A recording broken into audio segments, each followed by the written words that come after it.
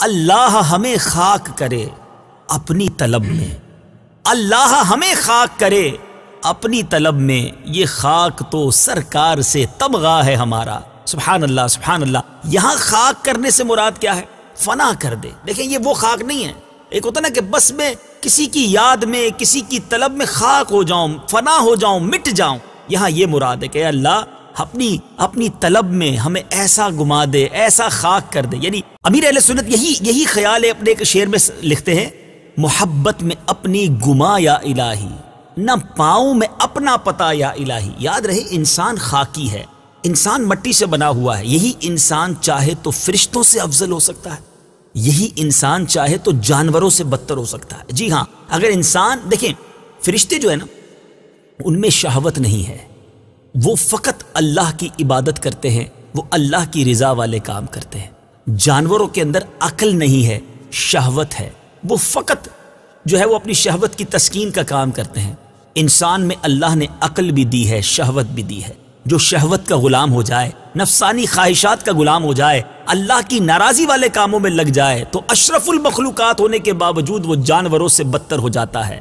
لیکن اگر کوئی شہوت اور نفسانی خواہشات پر قابو پا کر اللہ کی عبادت میں زندگی گزارے، گویا رب کی چاہت میں خاک ہو جائے، تو وہ فرشتوں سے افضل یعنی اشرف المخلوقات بن جاتا ہے۔ تو اے میرے میٹھے اسلامی بھائیوں، اگلا شعر اسی کی طرف اشارہ ہے کہ اگر واقعی اللہ کی طلب میں، اللہ کی یاد میں خاک ہو گئے نا، تو یہ جو خاک ہونا ہے یہ تمغہ بنے گا، یہ سرکار سے گویا تمغہ ہوگا ہمارے لیے، یہ میڈل ہوگا کہ اب اشرف المخلوقات بن گئے، اب تم عرفہ و اعلیٰ ہو گئے، اب فرشتوں سے بھی افضل بن گئے۔ تو اے کاش ایسا زندگی گزارنا نصیب ہو جائے۔ کیا لکھتے ہیں امام عشق و محبت؟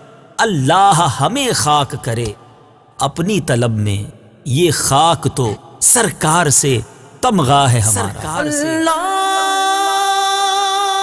ہمیں خاک کرے اپنی طلب میں، اللہ ہمیں خاک کرے اپنی طلب میں، یہ خاک تو سرکار سے تمغہ ہے ہمارا، یہ خاک تو سرکار سے تمغہ ہے ہمارا۔ صلو علی الحبیب صلی اللہ تعالی علی محمد۔ مجھے اپنی اور ساری دنیا کے لوگوں کی اصلاح کی کوشش کرنی ہے۔